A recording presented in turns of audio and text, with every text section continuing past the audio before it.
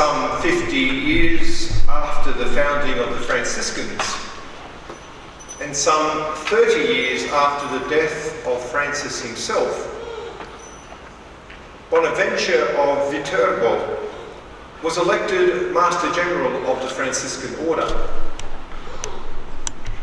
A contemporary of Thomas of Aquino, Bonaventure was himself a renowned theologian who had come to embrace the Franciscan charism of gospel poverty and simplicity. The Franciscans were the church revolutionaries of the 13th century. Their life of poverty was in direct opposition to the affluence and the self-indulgence that had become a feature of much of the church at the time. They lived in community, were radically mendicant, and deeply committed to preaching the gospel and undertaking pastoral duties. Bonaventure was only 36 when he was elected Master General of the still young, yet wildly popular Franciscan Order. But already the Order was facing a major crisis, something common to every religious community and organisation following the passing of their founder. One group in the Order wanted to adopt an even stricter rule of life than had been set down by Francis, while another group sought for a relaxation of their rules. It fell to Bonaventure to negotiate this crisis of identity and life. He succeeded in bringing the two factions together by undertaking a creative return to the original Franciscan ideals.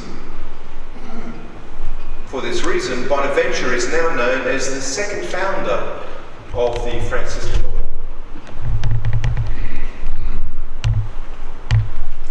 When the Knights of the Southern Cross of Victoria was formed in 1922, in an amalgamation with the Knights of Francis Xavier, strong in its DNA was, as your own website puts it, the discrimination, prejudice and sectarianism confronting Catholics in Australia in the early years of the 20th century.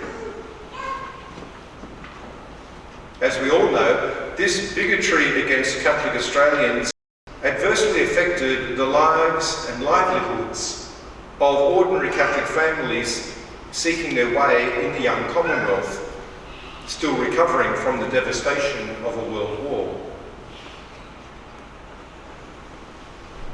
What is vitally important about its foundation, however, is what it did not become: an organised rebellion of young angry men.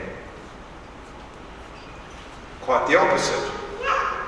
The Knights formed into an organisation that might take as its motto the words of today's gospel: love your enemies, do good to those who hate you, bless those who curse you, pray for those who treat you badly,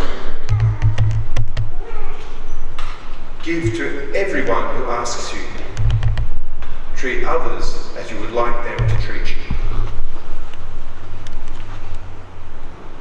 Through the work of the Knights, along with the good actions of many other Christians among our ecumenical brothers and sisters, sectarianism is all but dead in Australian society today. The fruits of the seeds planted and nurtured over these past 100 years should not be lost on today's generation. We might look with some concern at the rising tide of the new animosities towards those who hold to and live by a particular religious creed. But we also need to be deeply thankful that we no longer live at a time when people were unable to work or feed their family because of what they believed. In this centenary year of the Knights of the Southern Cross of Victoria, might the commands of Jesus from today's Gospel and the reforming spirit of St. Bonaventure find a way into your vision for the future.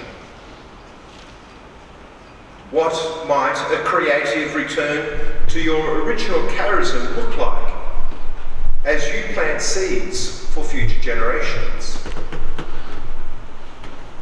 The specifics of the old battles might be past, but reason for continuing are still there to be taken up.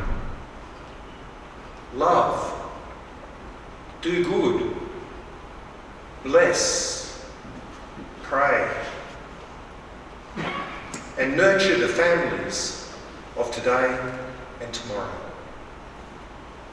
Happy Centenary.